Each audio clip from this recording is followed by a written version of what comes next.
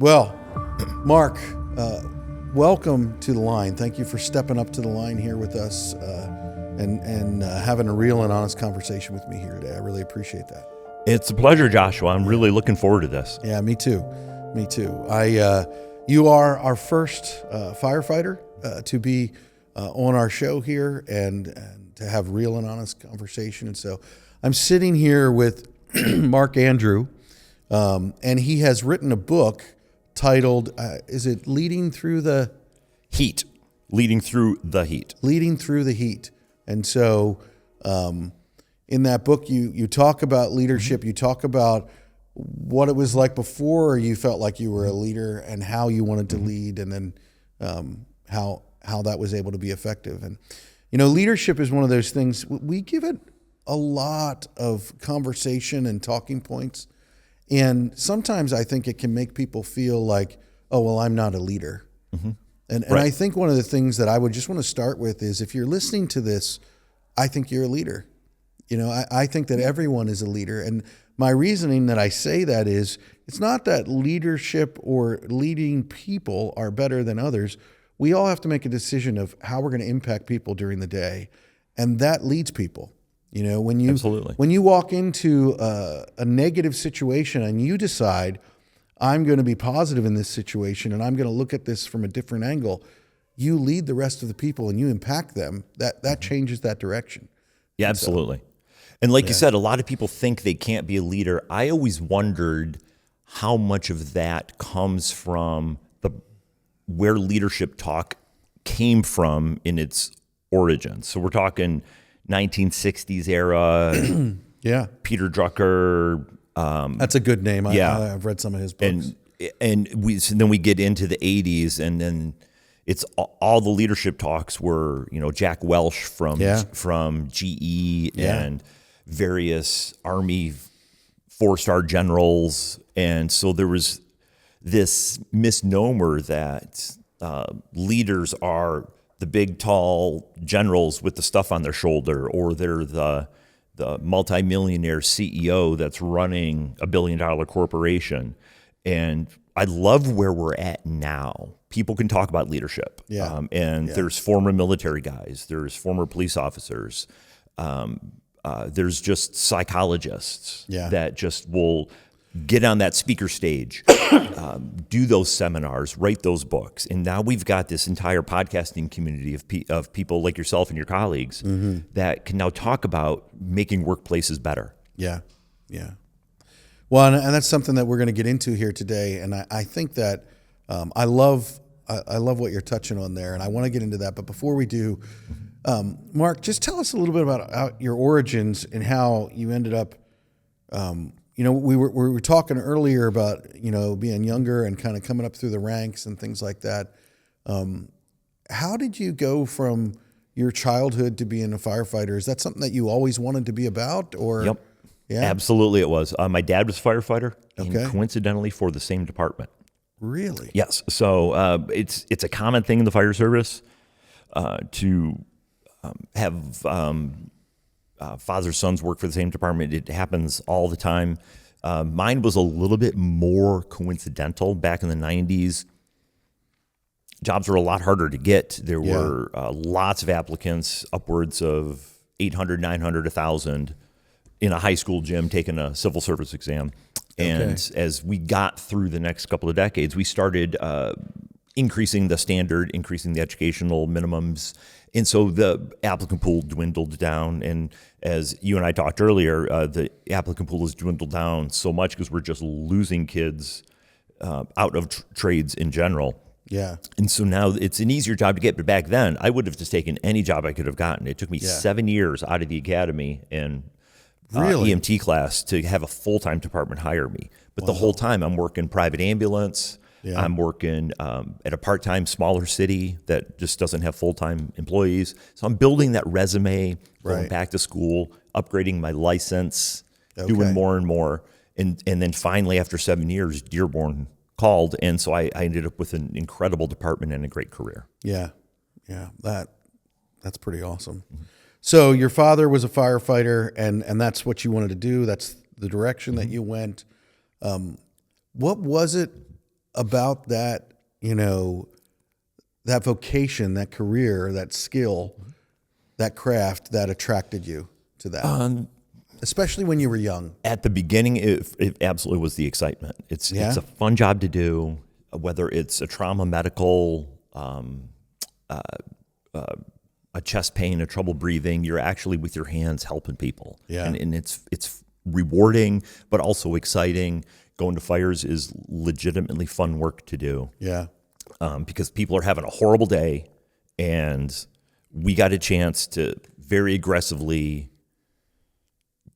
go to work and hopefully save their property or maybe rescue somebody. So there's an incredible fun adrenaline rush with that. Now, we don't get fires every single day, especially in the suburbs. Right. But the excitement of it was and is what draws a lot of people to that vocation. Well, and you talk about that, but yet that vocation is still struggling to find people to work in it.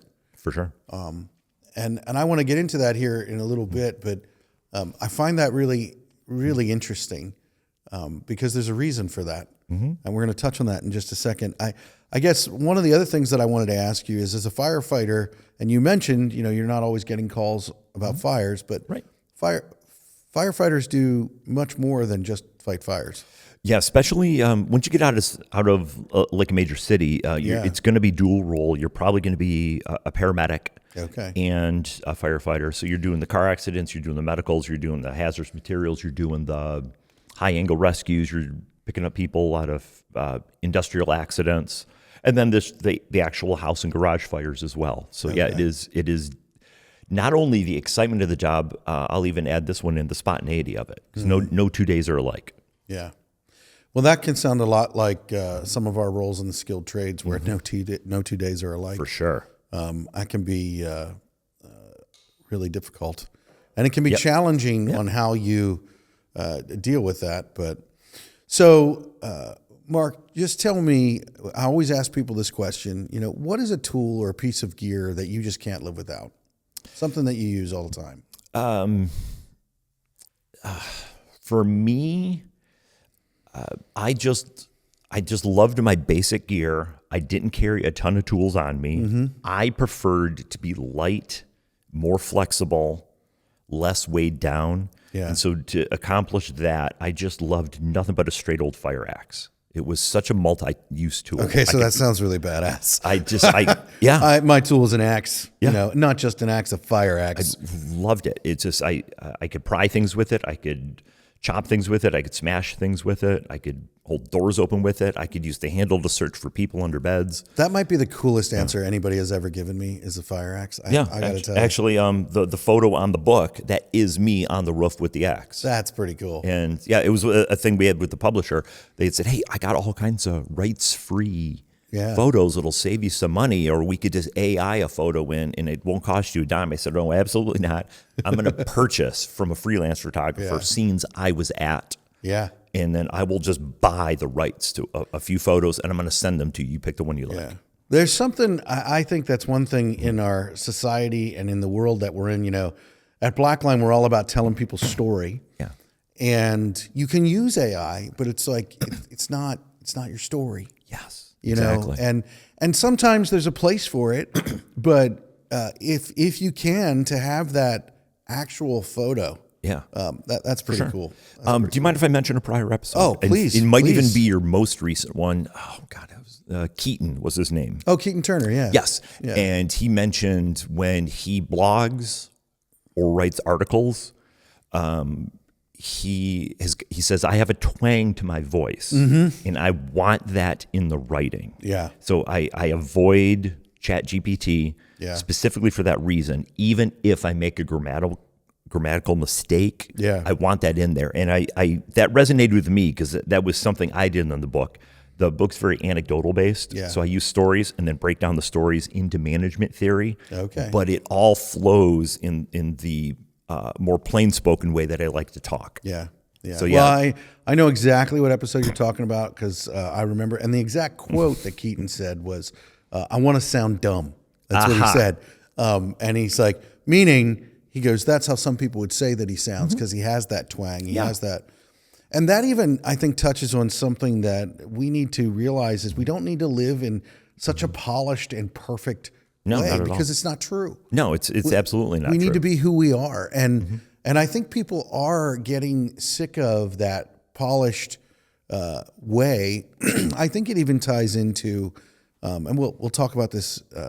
I was talking with you about mistakes a little earlier, but it's like we communicate this thing. I've been doing some posts recently on LinkedIn, and I've been posting about my mistakes and things that I've done wrong. And, you know, we don't like to post those things, but yet the reality is they get some of the most interaction. And the truth is we do make mistakes. It's the only way you learn. It is the only way that you learn. And I think that, you know, we might get worried about being canceled, but from that same episode, one of the things that Keaton said, he goes, you can be uncancelable if you just commit to continue to move forward. And it's like, and people will be able to look at you and be like, yeah, he made those mistakes, but here he is, he's trying to do that. And we have to look at the whole story, from beginning to end, not just a soundbite, not just this or that. And so, yeah. Yeah, absolutely. Just keep moving forward. And we talk about that in the fire service a lot. Some of the management mistakes I saw when I came up were based on people wanting to avoid mistakes or jumping on you if you made a mistake. Yeah. Whereas I wanted to create an environment where we certainly don't want mistakes to happen, but we're expecting them occasionally to creep through, and they're always going to be learning opportunities. Yeah. So, Marc, talk to me about leadership, and what is leadership, that word, what does that mean to you? For me, I try not to make it sound like a management buzzword, but it's caring and empathy. If I care truly about the team, I not only care that the work's going to get done, I care that they're happy on the job, but I actually care about them as people. So I'm watching them, I'm paying attention to them, I'm looking for clues that they're stressed, they're struggling on the job. Because if I care, then I can intervene and help build them up rather than ignore it. A lot of people really make the mistake that empathy is a weakness, and it's not. Sometimes being empathetic to the person is being tougher on them rather than letting them slide. And so I've found so many times the caring and empathetic thing to do when somebody's struggling, instead of cut them a break because I care, it's hold them accountable, hold them to a standard. They almost all the time appreciate it. Yeah, I agree. I think people that are very high in empathy do struggle with thinking that it's a weakness and feeling like it's a weakness, but I think it's a superpower. Yeah. And I'm not high in empathy. You know, we take Clifton strengths tests in our leadership teams, and even in working with our clients, and so they are like a scale from 1 to 34 of you know, what are your what is natural for you, what is I've heard it described like this. You know, it's like you're on a road, and you know your top 5 are like highway. It's just you can fly, you can do that stuff, and it's very natural. And then once you get over 10, it's kind of like you know, you can turn it on and off. And so for me, empathy is in that number 11 range, and that's been really helpful for me, that I can turn it on and off. Yeah. You know, I've had to fire people in my career, and there's a part of firing someone where you need to turn empathy on. Yeah. And then there's a part where you need to turn it off. Sure. But I think that people who are very high in empathy, where it's like a number 1 or a number 2 on that scale, they can't turn it off. Sure. And so it becomes like a muscle that they have to work out and build, because they got to be able to handle it. Because, you know, if you're in that position where you're having to hold someone accountable, and they're having to go through that hard situation, you feel what they feel. That's what empathy is. Yes. You feel that. And that's why it's so difficult for the person who is empathetic, I think, because it's like my wife is extremely empathetic. Okay. And it is really difficult for her when she's working with one of our kids and they're struggling through something. It's really difficult for her to let them struggle through that, because she feels that pain with them. Yeah. But yet she knows that that's the only way that you learn those things. Sure. Is by going through that hardship. Absolutely. And that's a big thing in the fire service, because if you're so caring and empathetic that you just can't go through with disciplining this person, Yeah. You're not being caring and empathetic to the team. Because true. now you're exposing them to the liability of this person's continued mistakes. Yeah. And that's just a killer for morale, because now they're going to go forward in their careers thinking, oh, well, this guy could slide, so I'm going to start pushing some boundaries. Yeah. And then you lose all the morale. So Yeah. I made a choice to stay at it as a company officer. I worked on the fire truck in the fire station, going on calls. I got my team of 8 to 10 people, and they were great. Regardless of over the years, as the crews rotated through. But I never wanted to promote up to administrative officer. Right. I liked the hands-on nature doing the job. Yeah. And that's what makes a good administrative officer, is when we come to them with a problem and say, I've tried this, this, and this, and it's not working, it's those administrators that have to have the courage Yeah. to hold people accountable, including up to suspension and termination. Yeah. Well, I think that that's something that is, no matter what craft or trade or skill that you're in, that's one of the hardest things about leading people. Yeah. You know, you can have a title, but if you can't make decisions, and sometimes they're hard decisions. Yes. You know, if you can't do that, well then, you need to reevaluate where you're at. Yes. You know. That's, in fact, the first chapter in the book is about making decisions, and Really? and how I saw officers afraid to make a decision because they were afraid about what their boss would say to them. So they wanted to run everything through the chain of command up to and including at actual fires. Well, let me go over here and see what the boss wants. No, we need a decision right now.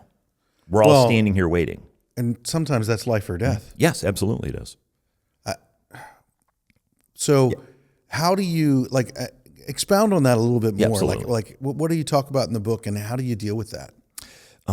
For me, I dealt with it by just having the courage to make a decision and then be able to tell the boss, here's what I saw in the moment, here's why I decided what I did. And if the boss says, yes, but you missed this other piece of evidence, we need this done in the future, then I could say, you're right, that's my fault, I accept it, and then we're going to train and move forward. And I would hold the crew to the same standard. I never wanted them to make a decision on a medical run where they're out by themselves without me there, based on whether they think I'm going to be mad. They got to make the best decision for that patient in the moment. Yeah. And if they're delaying those decisions because I've been browbeating them for the last 6 months, Come on. yeah, it's not going to work out. And the scene that I saw that really triggered that in me is we were at a semi-truck fire right on the freeway, and the lieutenant is brand new. I'm on the back of the engine. The engineer is one of our better engineer firefighters, real street smart, blue collar guy. He's hoping to get promoted to lieutenant, struggling with the written exam, but he eventually gets there. But he's just one of our just really hard-nosed, hard-working firefighters. And he's actually got more seniority than the lieutenant. The fire's taken off. It's now getting past the cab into the trailer. And he correctly tells the lieutenant, we don't have nearly enough water in our tank to handle this amount of BTUs. Yeah. Do you want us to knock it down and then we'll drive over there to that hydrant? Do you want us to call another fire truck and they could give us their 500 gallons? Or would you like us to call the ambulance company from our station, because they have fire gear too? They can drive right up to the scene and they could take our hose behind that building, because I'm pretty sure there's a hydrant over there because I know this area. Right. And the lieutenant goes, with the ball of flame right behind him, yeah, let me get on the phone and call the boss. And this is the early flip phone days. Wow. And he takes the phone, moves it away from his ear, and says, listen, I don't want you to make a freaking phone call. I want you to handle it. And the guy froze and said, just leave me alone, and gets on the phone and makes the call anyway. In those words, I want you to handle it. Yeah. So resonated with me as if I had just taken an entire semester of management course into college. Yeah. That meant everything. The crew wanted something handled. Yeah. And he was so worried about what his boss would say, he didn't care how his crew would perceive him. Wow. That's a failure of leadership right there. Yes, and it's not only his leadership, it's our chief officer's leadership. Yeah. He had just been browbeating people for years. Yeah. He created this environment where people were hesitant. Now, obviously, this officer could have just stood up and just said no, and if I'm in trouble, bring me in the chief's office. Right. And he could have stood up to him. He chose not to. But once again, it was the culmination of just years of browbeating and intimidation. Well, and that, there's a word that I absolutely despise. I read a poem the other night by a guy by the name of Edgar Guest, and it was all about, I should have brought it in. I wasn't even thinking, I didn't realize we were going to touch on this, but the word was fear. Okay. And that fear never helps us make decisions. No. And it's like, fear is one of those things that we have to remove from the equation. And like, especially in that situation, but we deal with it in the construction industry, in all careers. I think it's something where it's like, if you're leading people and a decision needs to be made, one, you have to be okay with the fact that you might make the wrong decision. You have to be okay with the fact that you might have to, you will have to answer for your decisions as a leader. Yes. And we have to face those things. But then even to your point, leaders that are managing that person are creating that by browbeating him. Yep. And I probably said this on the podcast before, but I've struggled with that myself, even in my family, where I'm harder on my kids than I am on anybody else. Uh-huh. And it's like, because I expect them to know better, but I forget who is the one in charge of teaching them, me. Yeah. And I was having this discussion with one of my children, and I was so frustrated about the situation and whatnot. But what I didn't realize was I wasn't communicating that I wasn't frustrated with them, and that I was frustrated with the situation. Huh. And so I ended up, the term that you used was browbeating my child into feeling like, oh, I have to make the right choice. If I make the wrong choice, Dad's going to be mad. And it's like, and I actually wasn't even mad at them. I was frustrated. Like, I think it's okay that you can be frustrated when a situation and wrong choices are made, but it's really important that we identify how we communicate that to those who are involved. Yeah. And so I had this epiphany in the moment where I was having this conversation, and I could see their face drain. I could see the sadness, and I was like, and I just stopped and I said, let me be clear. I'm not frustrated with you. I'm frustrated at the situation. Sure. How do we make decisions and move forward that we don't do that? And to your point of what you're talking about this guy not being able to make this decision because of fear, that comes all the way from the top. Yep. And not communicating, because it's okay to be frustrated at bad situations and even bad decisions. But it's like if you're investing in an individual and you're pouring into an individual, that's the only way that they're going to have the ability to grow. Absolutely. And they need to feel, I don't want this to sound wimpy, but they need to feel safe in that environment. Right. And yeah. Absolutely. And when you talk about the fear, I almost couldn't understand what the fear was about. Talk to me about that. In a municipal fire department, we're almost always unionized in a labor contract. Even if you're not, you're going to have some sort of governmental civil service rules about how discipline works. And it's very hard to get fired. Yeah. You really got to mess up because they've invested possibly 20 years in building you up into be an officer. They're not going to just start canning people willy-nilly. It would paralyze the operation if everybody lived with that fear. So at best, you're going to get a letter in your file. At worst, you're going to get a really bad letter in your file. And at worst, you might get suspended for a day if it's a multiple thing. Right. I don't know what it's like in the trades, but for people to be scared of making a decision, if the decision doesn't go well, then just change your tactics. We can pivot right there in the middle of the scene. Yeah. Oh, I'm going to go in this door. Shoot, I read the smoke wrong. The fire's on the back half of the house. Yeah. This is a rental flat. I didn't see that. We got to pull all the hose out of the back. We got to move it all the way around the other side, and we're going to look silly doing it. But I made this decision. It's not working out. Let's reassess. Okay, fine, and we'll train and we'll build up. But I couldn't figure out, people were so fearful. Nothing's really going to happen to you. Mm-hmm. Now, I've talked to some people in the corporate world, and they say it's the opposite with them. The pressure of that C-suite really makes a difference. One mistake could cost you that vice presidency. So there's where the fear comes into them. With us, we generally should accept mistakes. Yeah. Well, and I would even argue the C-suite,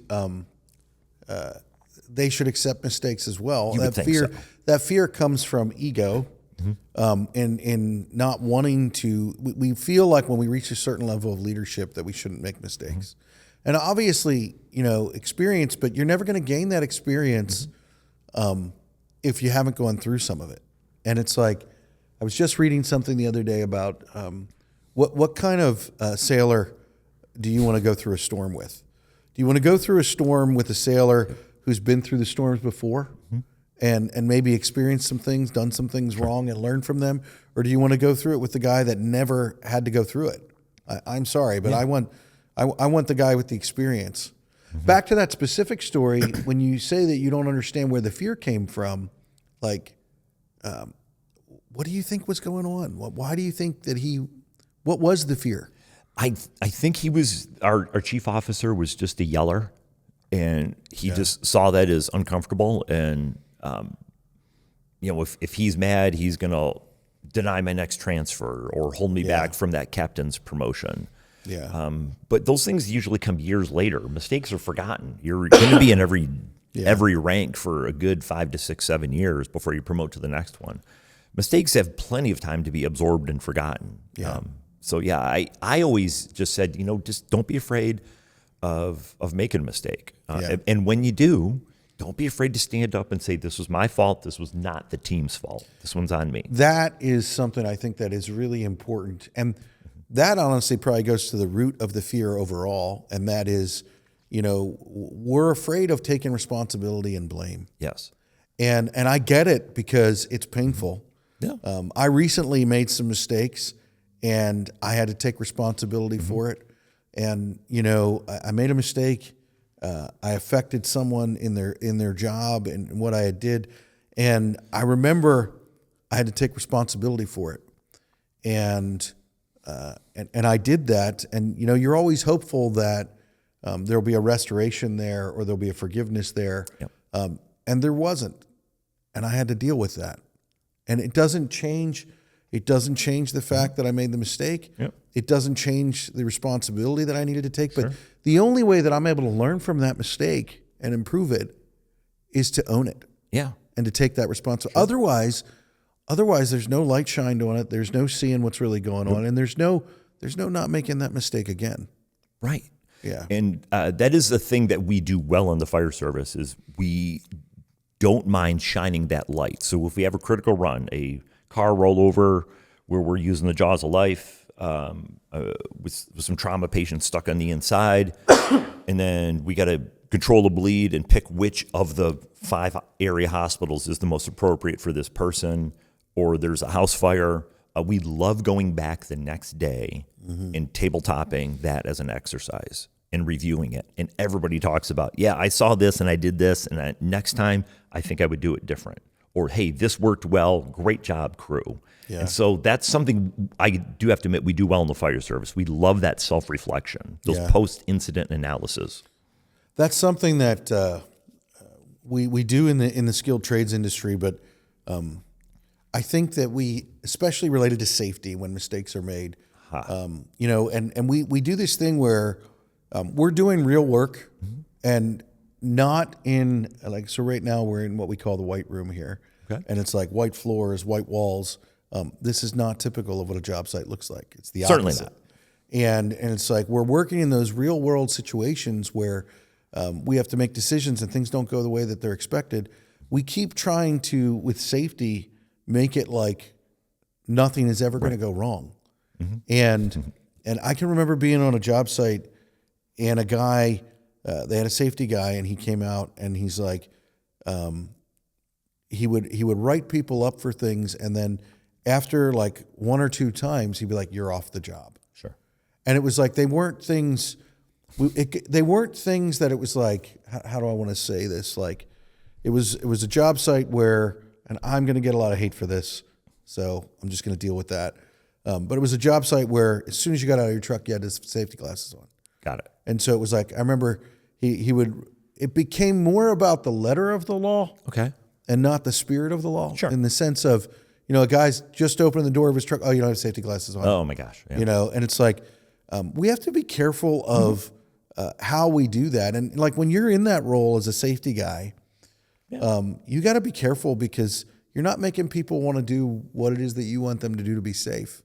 And it becomes less about logic and more about the book and the letter than it does about the reality of a situation. For sure. And I think we got to be careful about that. Yes. Yeah. The being too quick to jump to discipline rather than just an informal talk is something that once again, that's what we do well in the fire service. Yeah. We're really big on informal talks and counseling. That's one thing we do well.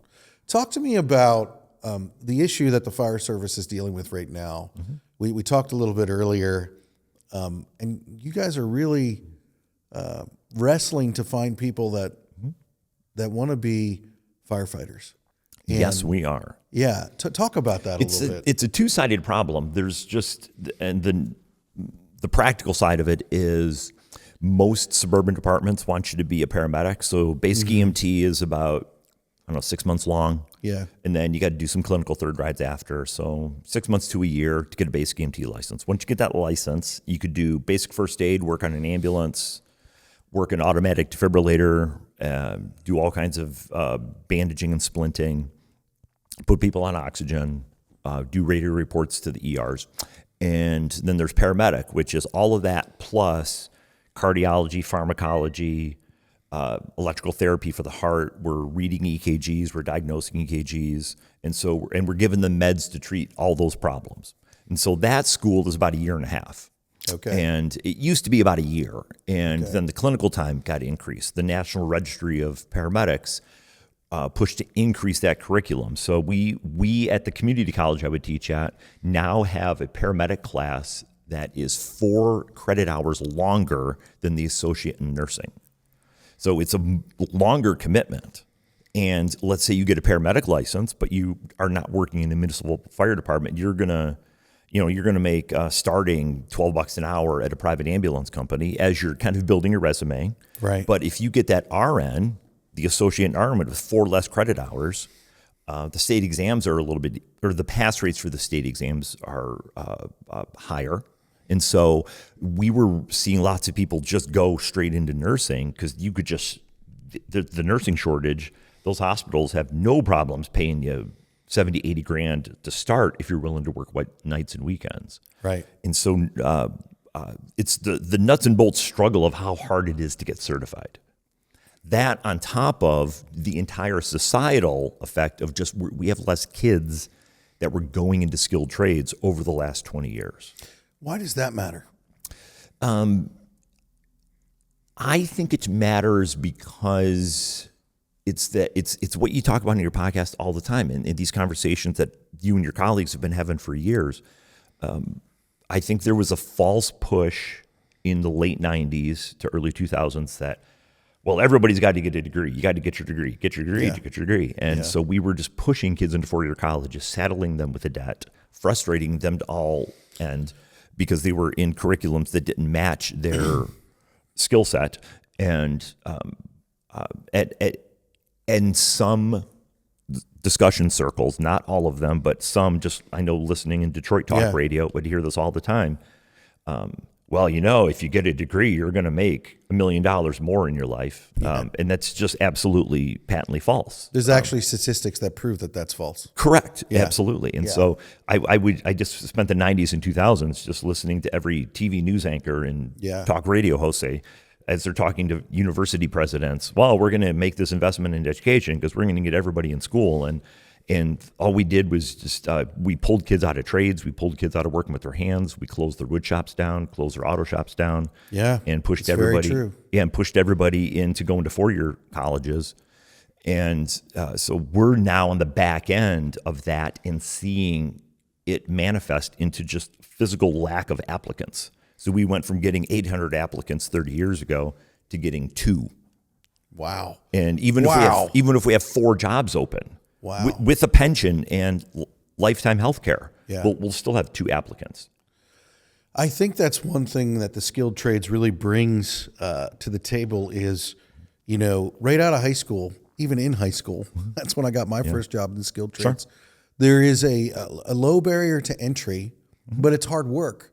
Right. But that teaches the thing that you guys are looking for in applicants, which is life experience. Love it. I mean, and the reality is, you deal with some of those things, and we deal with the same things that you guys are dealing with, where we have some toxic leadership. Yeah. But honestly, again, back to what I was saying about who do you want to go to sea with, it's not bad if you have to deal with that a couple of times throughout your life. Right. I mean, because that helps you deal with it. And then you surround yourself with those who do. And what would you say about what you guys are looking for? You feel like, do you feel like, I don't want to put words in your mouth here, but like working with your hands and that experience is helpful when you have applicants and becoming firefighters? I agree. In fact, there was a time in the late 2000s, 2010 to like 12, 13-ish, we had in our chief's final interview, they handed kids a drill and a reciprocating saw and said, can you put the bit in the drill and drill this screw into this piece of wood? Wow. Because they just wanted to see how many, because it wasn't a pass or fail. They just really wanted to know. Yeah. Because you need to know. Have you ever worked with your hands in your life? Exactly. And they were shocked by the data. So many kids had just gotten out of high school, went right to paramedic class and basic EMT class into the fire academy, and maybe worked legitimate, hard work, part-time teenage jobs, but had yet to have a full-time career. And not that that's a bad thing. For me, I agree with you. It's the life experience, though. Yeah. So it doesn't have to be kids know how to work tools. And some of the kids we've hired from building trades are incredibly smart and so valuable. But so are the kids that he got a tech job in an ER. Yeah. And then he liked hanging out with the nurses, and he liked medicine. He was learning from the doctors. So he goes, I'm going to go be a paramedic. And then he works on the road as a paramedic. Yeah. And he's never worked in a skilled trade, but now he's got this incredible wealth of knowledge because he's got that life experience. Yeah. And so people that have just worked full-time in a career, dealt with a boss, dealt with an angry customer, those are experiences that I think can make really good first responders. So I'm going to ask you a question here. It's going to put you on the spot. And it's probably not what you think. But that life experience that you're talking about, and you talk about the late 90s and the early 2000s, and there clearly was a societal and a cultural thing there. That life experience that you're wanting or that you're talking about, do you think college gives that to people? Because I'm curious. It can. It's very possible. My daughter, both my kids went away to a 4-year college, and I think that helped. My daughter picked a school a little bit further away, but both of them liked living in the dorm. Yeah, they liked having to get up, walk to a bus stop, take a bus to a class. We didn't give them a car their freshman year, so we made them navigate the campus by themselves, and worked a part-time job on the weekends. Yeah, and she was he was in a ton of programs, and she was in a very, very large marching band. Okay, and the football team was doing really good, and they're gonna play in a New Year's Day bowl. Oh, wow. And so she's legit practicing 7 days a week. And so there can be a grind to that that is absolutely beneficial. Yeah. I do see a lot of students that go to the local school. They're still in mom's basement. Yeah. And everything's paid for. So I think college can be a wonderful life experience. So you're equating life experience to hard work. Yes, absolutely. I am. Yeah. Right. Why? Because I don't disagree with you. I don't. I'm just going to borrow a phrase. Denzel Washington talks about this when he teaches fellow actors. He goes, ease is a bigger impediment to success than hardship. Wow. And I've always liked that. Yeah. When things are just easy, they're eventually going to get hard. And if you've never done anything hard until you're 27, it's just a more difficult adjustment. Yeah. And I did see a little bit of that. I also taught at a community college. Yeah. And loved the connection I had with those students and got to see them come up. And we liked the fact that our paramedic curriculum was hard. And I saw so many students benefit from that. Yeah. Well, I don't like hardship any more than the next person, but I think you can gain a lot of knowledge from studying and reading and learning. But you don't gain wisdom that way. You gain wisdom from going through hardship. And wisdom is how, all the way back to that first story that you told, wisdom is how you make decisions. Sure. Wisdom is how you navigate life and where you go. Yeah. And you can learn some of that from those who are willing to pour into you. But really, hardship is that thing that it solidifies that, and makes it real for you. Yeah, like you had mentioned before, making mistakes is the best way to learn. Yeah. Whether it's the technical mistake on the job or the more philosophical mistake of where you navigated your life for this last few months. They're learning experiences throughout life. Yeah. Well, I mean, I think you kind of touch on that, and it's a great segue for what we're talking about. I always ask people this question. Mark, what's a mistake that you've made in life or in your career that you would be willing to share with us and our listeners that they might be able to learn from? When I first got promoted to officer, so I'm an engineer driver driving the fire truck. I got 15 years on, and then I promote up to officer, and it was a spot I wanted from the get-go. That lieutenant just looked like the most fun job on the department. I wanted to do that. Yeah. Because our lieutenants are on engines, not on ladder trucks. And it's a little bit busier. You're still kind of connected with the crew, but you get to mold them. Yeah. And the first mistake I made, and I didn't even realize it for a couple of months, I was doing way too much. Yeah. I wasn't delegating to them. Yeah. And then it started to hit me, oh, they're getting a little frustrated with me. Hey, Lou, we got it. Yeah. No, here, let me help out. Because I so badly wanted to earn that respect. Come on. I so badly wanted to let them know, hey, I know this is a basic, everyday, simple run or call or medical thing. But I wanted them to know that I still was a paramedic and I was skilled at it. And then if this is a major trauma, you could count on me. And the way I did that was I would just jump in and start helping them all the time. And then they would say, we got it. We got it.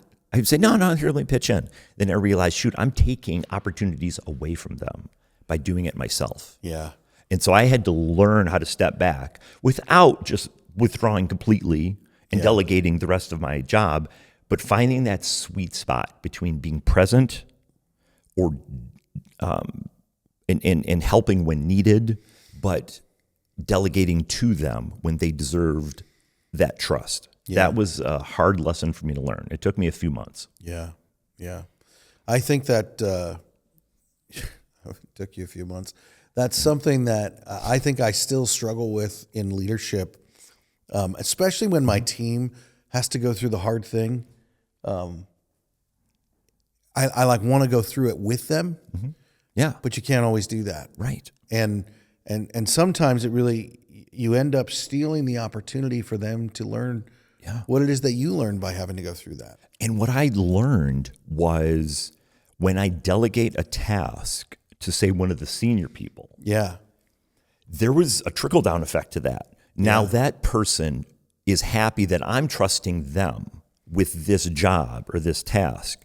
The rookie now looks up to the senior person. Oh, he's trusted by the boss. Yeah. Now I can see how valuable that person is. So I can strive to be the senior person because the boss just gave us some tasks and left. Yeah. And this person's in charge. So now I'm empowering them to be their own leader and develop and practice their leadership skills. Come on. And the rookie is now seeing this trickle down of trust. Yeah. And so they now start to believe in the skill of the senior person. Whereas if I micromanaged everything, the rookie would just say, boy, there's got to be a reason he doesn't trust anybody on this team. He's doing everything himself. Yeah. And so, I found that by empowering people, you create trust at all levels.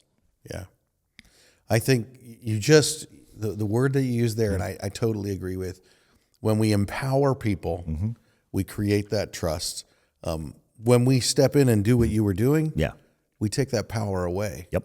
And it's like, I'm trying to think of a creative way to say that, but it's like, you're removing power. And when you've given someone the power and you take it away, that's pretty dejecting to your team. Yeah, it hurts. And every once in a while, say we get a new tool. All right, hey, we're all in. We're all going to train on this. Yeah. I need to know this, and I need to see that they see me because they know that I care, and they see that this is an important tool. We're all going to learn on it. Yeah. And there's more mundane training tasks where I could just tell the senior guy, hey, the junior guys I saw at that last scene was struggling with the ladder. What can we do about this? And he said, I got a great ladder exercise. We're going to run them through after lunch. I said, do you need my help in any way? Yeah. We got it. Perfect. And then rather than walk away, I would go do my job and do my administrative things. And then later in the day, always follow up. Yeah. So I'm trusting them, but I'll verify later. So they know I'm not completely abandoning them. But I would say, hey, by the way, how did that ladder exercise go? Yeah. It went well, boss. Here's what we did. Awesome. Yeah. So now they know I care enough to follow up. That is huge too. And it's I think that as leaders and when you grow in busyness and the things that are on your plate, it's easy to forget the importance of connecting with them and following up like that, and how that, because you might think that, well, obviously I care. Yeah. But if they don't see you ask the question, they don't realize that. Yeah. And sometimes it's about what we do and how we communicate it. Yeah. Doesn't even matter what we really feel. It's about the way that we communicate it. Now, here's a question for you, if you don't mind. In the fire service, that is a hard thing to manage because in the physical fire station, a lot of places will have a separate office for the administrative work or a separate room for the captain to go. Yeah. So the captain, if he wants, it's very tempting to just go sit in that recliner and watch cable TV all day and only come out when there's 911 calls. Yeah. I don't know what it's like on a construction site. Is there that temptation to just sit in the trailer with your blueprints and your hard hats on the table and everybody else out there doing it? It's a really interesting question. And so one of the companies that I founded, I'm involved in leadership from a distance now. And one of the things that they do that is really huge, you'll have a big job and you'll have a job trailer there, you'll have a rally point, all that stuff. We realized that, it would come break time or lunchtime and everybody, in our industry, you might have two guys working over here, you might have a guy working over there, but they come together, at break time or whatever. But we realized people were going to their cars, and this one foreman one time, he was out on the job site and everybody's sitting in their truck. And he was struggling with teamwork on the job site. And so we actually, as an organization, made a rule that, hey, you have to take lunch in the same room. Okay. We're like, this is a designated place. This is where it needs to be. And there was a couple of reasons for that. One, and everybody was back on time when it was time to go back to the site. Yep. But what it did was it forced that camaraderie. Yep. It forced that. And so when you talk about that out on the job site, especially when you when you come to a certain level of leadership or management, and this is the danger when leadership can become management. I personally don't like one without the other, because I think management is not leadership, and leadership needs management, but you got to bring those together.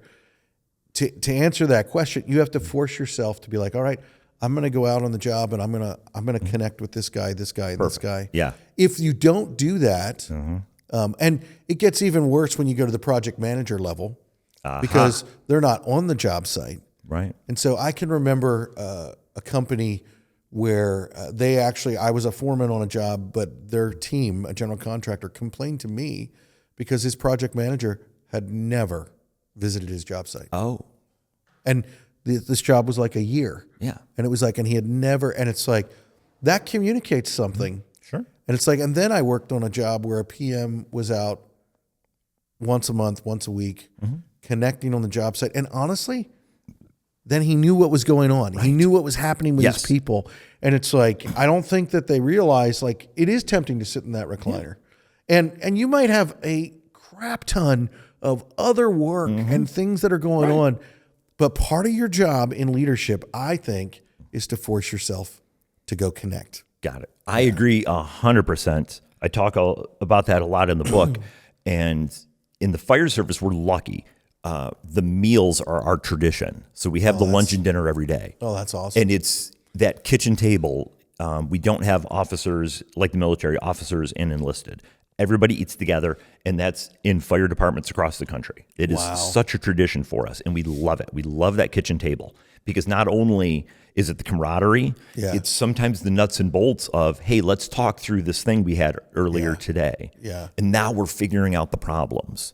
And like you said, getting out of the office is huge. Oh, yeah. Because if I'm in that office, one of the things that ticked me off the most is when a problem happened, and then it festered, and then another thing happened, and then all of a sudden the big boss gets mad, and this chief is calling the captain of the station. We go, don't look at me. Nobody came and got me. Yeah. That would just burn me to death. I couldn't stand it. No, it's absolutely your responsibility. You shouldn't have been in that recliner all day. Agreed. These are things you easily could have noticed 6 months ago.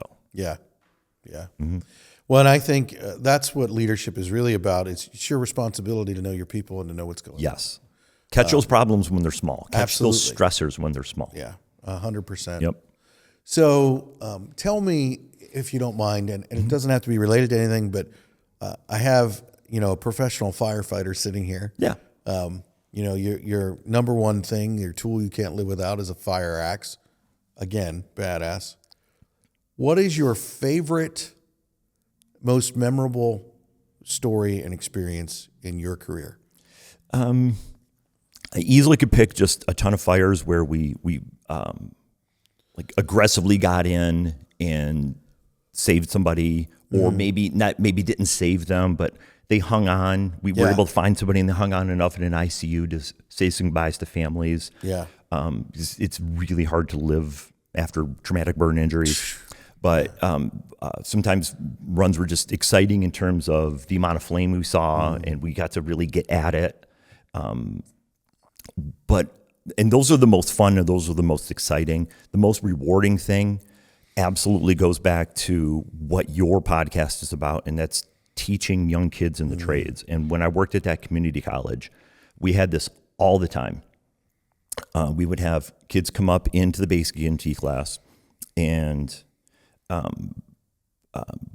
I like to teach I would teach the lecture, and then they would have a lab after me. But I would teach it with like a hybrid model. I would sometimes pull out the splints or the bandages, and that's how I would teach anatomy. All right, here's this bone, and here's where we're going to do this. Here's the heart, and here's the chambers. All right, remember the 4 chambers. If you just remember that, we're going to add to it. Now, if I'm hurt here, where's the blood go? If I'm hurt here, where's the blood backing up? And they would say, all right, if the blood's in this chamber, it can go to this chamber next. But if there's a damage there, it's going to back up into here. All right, and then let's talk about breathing. If that plasma backs up in the lungs, how does that affect the breathing? Because what tube's above it? And I'm touching my body, and I'm making breathing noises.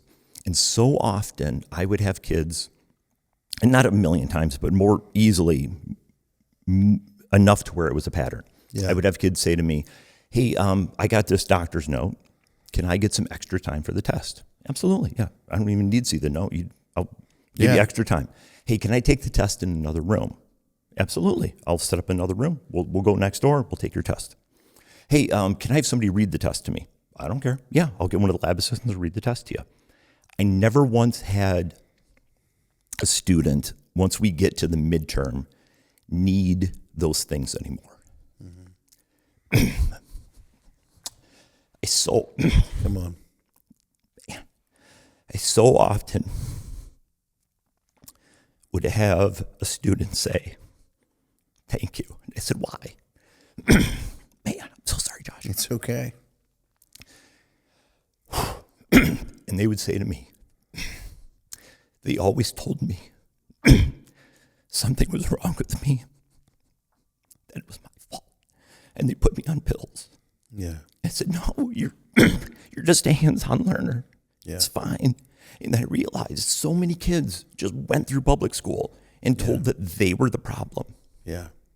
And I'd love to being able to reach them and to say, no, there's other ways to learn. You're not the problem. We could learn with your hands. Yeah. You're not going to be great at math. You're not going to be great at algebra. But I could teach you the functionality of doing drug dose calculations. Yeah. You're not good at memorizing stuff, but you know what? With some hands-on practical splinting, the anatomy lesson will sink in eventually. Yeah. And I just felt rewarded that we were able to reach these kids, and so frustrated that society had not yet to do that to these 18 and 19-year-olds. Yeah. I think that crosses all aspects of our culture in that we have failed a generation in communicating to them that they're the problem. And if you don't fit this box and this metric, and I mean, that ties into something that what I believe, and I believe that we are all created very unique, and we are one of a kind. I just learned the other day that I was listening to a podcast, and the guy was talking about no one human ear is actually the same. It's kind of like a fingerprint. Gotcha. And didn't know that. And it's like recognizing that they were trying to identify a body, and that was the only thing that they had. And so it was, oh my God, it was like, but that's the reality of it. And that ties into, we're all made so uniquely, and it's like, you can't standardize learning. You can't do that. What you have to have, and for me, I was so fortunate that I could count on more than one hand the people who were willing and decided to mentor me. And that's something that I think that in the skilled trades we're dealing with. Like, I'm a part of a school where we instruct people and we teach them, and we don't call them instructors, we call them mentors. And that's great, but we need to understand when we're called a mentor what that means. Yeah. It's not about just the classroom. It's not about, it's about what you and I were talking about here, where it's about caring about the individual. Yeah. And the reality is, whether you're a foreman on a job site, whether you're a lieutenant on a fire team, whatever it is, in that role of leadership, you have a responsibility to pour into people. Yes. Because someone poured into you. Yep. And even if they didn't you weren't poured into the way that you wish you were, that is not a reason. You then know even more how important it is to be poured into. Sure. And we must do that. And that is where I feel like we've really missed it in education, in training, in building people up. Right. Is taking the time to be like, no, okay, so you learn differently. That's okay. Yeah. That's okay. Here, let me help you. For sure. And that's what we really need to change and be about. You had an episode a few episodes ago with Mr. Pine, I want to say. Bill Pine, he worked at Indy, and he was talking about taking his new employees out to the track, and then we got to put this asphalt in, but it's got to be a certain angle. So he's teaching them how to do the math, and we're going to triangulate this vector for the way the cars are going to go. But at this turn, it's got to have this ratio, and then the hypotenuse has got to be that. Yeah. And the first thing I thought about was, how many of those kids ever thought they were good enough at math to do geometry in the middle of a racetrack? Yeah. And here they are doing it. Exactly. Yep. Exactly. It's a great lesson. Yeah, it truly is. Well, and he was pouring into those kids. Yes. If you're and you want to say pouring in, if you're taking a leadership role because you think it's easier or for the money, you're in it for the wrong reason. 100% agree. 100% agree. So your book, where can people find your book, Leading Through the Heat? Amazon, Barnes and Noble, and then probably 40 other online booksellers. And then hopefully, if I could sell enough of these, I could get some bookstores to carry them. But let's go with this for now. Okay. Well, Marc, we so appreciate you stepping up to the line here today and talking with us about investing and pouring into people, talking with us about leadership, and bringing us the coolest answer to my question, a fire axe. Gotcha. So, greatly appreciate it. This was a fun conversation. I swear I was learning as well. Oh, good. Thanks so much. Of course. Appreciate it.